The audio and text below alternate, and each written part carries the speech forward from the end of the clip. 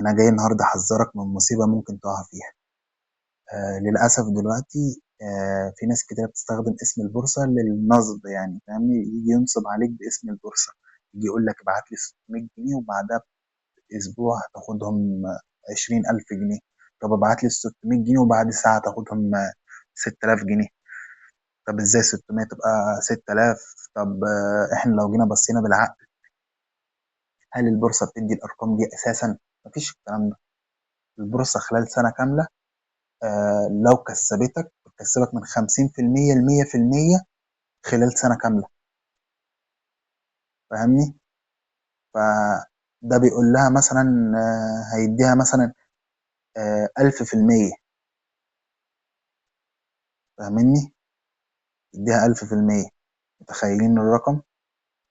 فما فيش الكلام ده كله نصب، وللأسف الأستاذة اتنصب عليها. وأنا جاي بحذر وبقول يا ريت الناس تاخد بالها. تمام؟ تعالوا كده نشوف المحادثة. شايف الكلام ماشي ازاي؟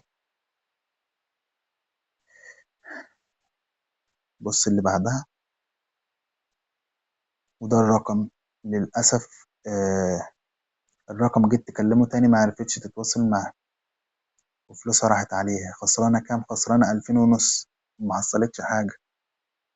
فخلي بالكوا يا اخواتي، موضوع النصب شغال على ابوه. هنا في المحادثة بتقول لها أرباحك جاهزة، يعني فلوسك جاهزة تستلميها، لكن عليكي 1873. شايف حاطين الأرقام مكسرة عشان يقول إيه؟ هي فعلا عمولة والجو ده. فهي بتقنعها إنها تبعت فلوس تاني عشان إيه؟ تاخد 30,000 جنيه. 30,000 جنيه من 2500. متخيل الرقم؟ 30,000 جنيه، شوف يعني كام في المية؟ حوالي 1500%. يا دين أمي. لسه في ناس بتنصب عليه. والأستاذ اللي قدام حضرتك للأسف اتنصب عليه. اقرا انت الشات والدنيا ماشية ازاي وهتفهم بنفسك. هنا زي ما انتوا شايفين الآنسة بتستأذنها وتقول لها أنا عايزة فلوسي. فبتقول لها 10 دقايق وأبعت لك الفلوس. تمام. آه هي بقى بتستأذنها تاني إنها ما تقولهاش ابعتي فلوس تاني. فاهمين انتوا الكلام ماشي ازاي؟ يعني هما لسه عندهم امل يسحبوا من البنت تاني. دي الباقة بتاعت الاسعار اللي هم عاملينها. ارقام للاسف مش حقيقية. تدفع 500 جنيه تاخدهم 5000 جنيه. يا دين ام على كده. انتوا واخدين بالكم؟ للاسف بتقول لها هحول لك تاني. انا قلت لها اوعى تحولي لها. الله اعلم هي حولت وكملت ولا لا. هي البنت للاسف بتحاول ترجع الفلوس اللي هي ايه خسرتها. اقرا الشات بنفسك وشوف الكلام ماشي ازاي. والله انا زعلت اقسم بالله، في ناس لغايه دلوقتي بيتنصب عليها بطريقه قديمه قوي ولسه شغاله يعني. هي دلوقتي بتقول لها انا عايزه فلوسي، بتقول لها ورحمه ابويا فلوسي كلها ودائع بنكيه، يعني وديعه. دين ام على النصر.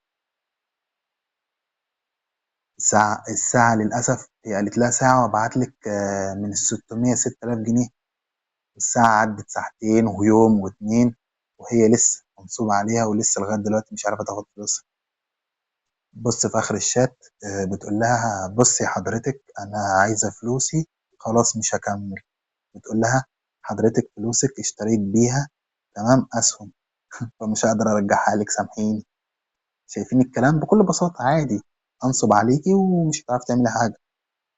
أجيب لكم الرقم واللي يعرف يعمل محضر يا ريت، واللي يعرف يتواصل مع البنت دي ويحاول يرجع فلوس الآنسة يا ريت. ده الرقم بتاع النصاب. اللي يعرف يعمل على الرقم ده محضر أو عنده حد في مباحث الإنترنت يا ريت يتواصل معانا ونحاول نحل. للأسف النصابة دي نصب على ناس كتير. مسميها الجروب بتاعها بتاع الكلام الفارغ اللي هي بتعمله شركة الصفوة للاستثمار. هنرجع نقول تاني، مفيش مكسب في البورصة أكتر من 300% خلال سنة. واللي يقول غير كده يبقى نصاب. و300% مش كل الشركات بتجيبها، وفي أي بورصة في العالم مش البورصة المصرية بس. تمام. فربنا يعوض على الناس اللي خسرت. يا ريت نشير الفيديو ده عشان نعرف نجيب حق البنت دي. يا ريت نشيره عشان ينتشر، ولو انتشر ان شاء الله بيقع تحت ايد ناس تانية. يعني في محامين وفي ناس بتعرف تحل في المواضيع دي، فلو وصل لها الفيديو اكيد آه، هيعملوا حاجة يعني. تمام. وده اول الشات ما بيني وما بينها. تمام. فوالله ما عارف اعمل ايه. يا ريت تشيروا الفيديو وتعملوا لايكات وكومنتات واللي عنده حل يكتبه في الكومنت. انا مش عارف اعمل ايه. سلام يا اخواتي.